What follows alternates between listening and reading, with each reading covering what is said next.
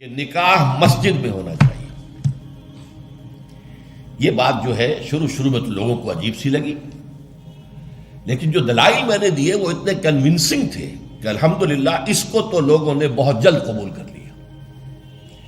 ہمارے لیے سب سے بڑی دلیل کیا ہے کہ حضور کا قولی حکم ہے، اعلنوا ھذا النکاح واجعلوہ فی المساجد، نکاح کا اعلان عام کیا کرو اور مسجدوں میں منعقد کیا کرو۔ یہ جامع ترمذی شریف کی روایت ہے، اگرچہ ٹھیک ہے علماء کا کہنا یہ ہے کہ یہاں جو وجعلوہ جو فعل امر ہے یہ وجوب کے لیے نہیں ہے، استحباب کے لیے ہے، لازم نہیں ہے۔ امر دونوں طرح کا ہوتا ہے، مستحب ہے، بہتر ہے۔ تو سوال یہ کہ بہتر کو کیوں چھوڑیں؟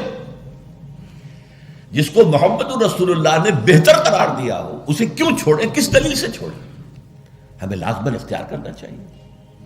پھر میں نے عرض کیا حضور کی بیٹیوں کے نکاح مسجد میں ہوئے تو ہمارے ہاں کون ہے وہ چودھری اور وہ سرمایہ دار تو جو سمجھے کہ میری بیٹی کی تو توہین ہو جائے گی اس کا نکاح مسجد میں ہو؟ اس طرح باتیں سمجھانے کے لیے ہوتی ہیں۔ حضور کی محبت ہر مسلمان کے دل میں ہے، لیکن کسی نے ادھر توجہ دلائی ہی نہیں تو لوگ کیا کریں؟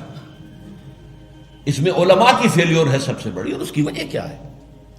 وجہ یہ ہے کہ ہمارے مولوی عام طور پر کمی کاری ہوتے ہیں، ملازم ہوتے ہیں۔ دیہات میں تو ان کی حیثیت کمی کاروں سے زیادہ ہوتی ہی نہیں، وہ چودھریوں سے کیسے کہیں؟ عام شہروں میں بھی مساجد کی جو مینیجنگ کمیٹیز ہوتی ہیں وہ تو سرمایہ داروں پر، لوگوں پر، اونچے لوگوں پر ملتوی ہوتی ہیں، ان سے کیسے کہیں؟ لہٰذا یہ حدیث جو ہے بیان نہیں کی گئی، حدیث موجود ہے ترمذی شریف کی، اعلنوا ھذا النکاح واجعلوہ فی المساجد۔ میں نے اس حدیث کا حوالہ دیا تو لوگوں کی آنکھیں کھل گئی۔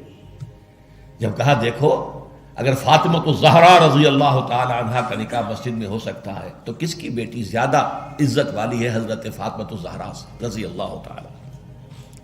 تیسری بات میں نے اور دی دلیل، اور اس میں غیرت کو ابھارا کہ دیکھو عیسائیوں نے اب تک اپنے چرچ اور اپنے پادری کی یہ عزت برقرار رکھی ہے۔ ان کی شادی چرچ میں ہوگی، کہیں نہیں ہوگی۔ پرنسس ہو، پرنس ہو، وہیں جائے گا۔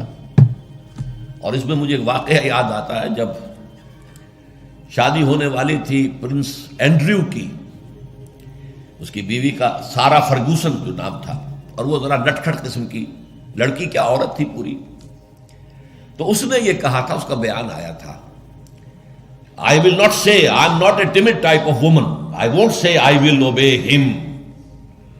اس سے مجھے معلوم ہوا کہ ان کے نکاح کے اندر یہ قول بھی ہوتا ہے کہ پادری کے سامنے چرچ میں کھڑے ہو کر، چونکہ ان کے ہاں پردہ نہیں ہے، لڑکا اور لڑکی دونوں آمنے سامنے کھڑے ہو کر ایجاب و قبول کرتے ہیں، اور لڑکی یہ بھی کہتی ہے کہ میں اس کی تابع داری کروں گی۔ اس نے کہا میں نہیں کہوں گی، یہ کہنا تو پڑا، اس کے بغیر وہ پرنس اینڈریو کی دلہن نہیں بن سکتی تھی۔ شادی جو ہے وہ تو بہرحال چرچ میں ہوئی۔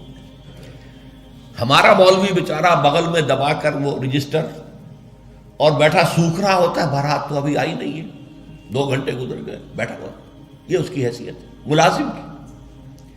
یہ وجہ ہے اب جب اس سے بھی غیرت جاگی لوگوں کی، ہاں واقعی بات صحیح ہے، عیسائیوں کے ہاں اگر ابھی تک چرچ کا یہ مقام ہے اور پادری کی عزت ہے۔ چوتھی دلیل میں نے اور دی، دیکھو نکاح سے کیا ہوتا ہے کہ ہمارے اس معاشرے میں ایک نئے خاندان کی بنیاد پڑتی ہے، اس کے لیے دعا کرنا، خیر، برکت، بھلائی، سعادت، یہ اس نکاح کا جز ہوتا ہے۔ لکھتے بھی ہیں کہ دعا میں شریک ہو۔ اب ظاہر بات ہے کہ دعا کا ماحول آپ نے باہر جو ہے بڑے قالین بچھا لیے قیمتی، اور ان پر قیمتی صوفے رکھ لیے، اور بڑے سنہری قسم کے شامیانے لگا لیے، لیکن وہاں پر ماحول کیا ہوتا ہے؟ سگریٹیں پی رہے ہیں، دھواں سگریٹوں کا، قہقہے لگ رہے ہیں، غیبتیں ہو رہی ہیں، اور یہ کہ کوئی بھانڈ آ گئے ہیں، فحش گوئی کر رہے ہیں۔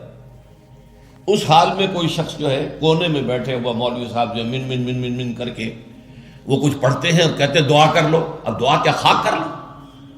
دعا کے لیے ماحول ہوتا ہے، دل کی آمادگی ہوتی ہے، ذہنی اور نفسیاتی تیاری ہوتی ہے، تب دعا ہوتی ہے۔ یہ ماحول ہمارا اس میں ہم نماز کے لیے جمع ہوئے ہیں، جمعے کے لیے جمع ہوئے ہیں، مسجد ہے، پاک ماحول ہے، لوگ اپنی اپنی حد تک اچھے کپڑے پہن کے آئے ہیں، اور اس کے اندر عطر بھی لگایا ہے، حضور کی سنتیں ہیں یہ، اس طرح جمعے کی تیاری کیا کرو۔ اس ماحول کے اندر کوئی دھواں نہیں ہے سگریٹ کا، کوئی قہقہ نہیں ہے، کوئی غیبتیں نہیں ہو رہی ہیں، کوئی بکواس نہیں ہو رہی ہے، یہاں دعا کا ماحول ہے۔ تو یہ 4 دلیلیں ایسی تھیں کہ جو قاطع تھیں اور ہیں الحمدللہ۔ تو پہلی بات کہ مسجد کے اندر نکاح کی محفل منعقد کی جائے، اس کے لیے میں سمجھتا ہوں کہ ذرا سی تعلیم اور تلقین اگر ہو جائے، اور اگر حکومت کی سطح پر یہ کام ہو، ابھی تک تو یہ میں انفرادی طور پر ہو چکے ہیں، اب اس کو 30 برس میں نے جدوجہد کی ہے، ہماری تحریک کے تحت ہوئی ہے، اگر کہیں یہ سرکاری سطح پر حکومت کی سطح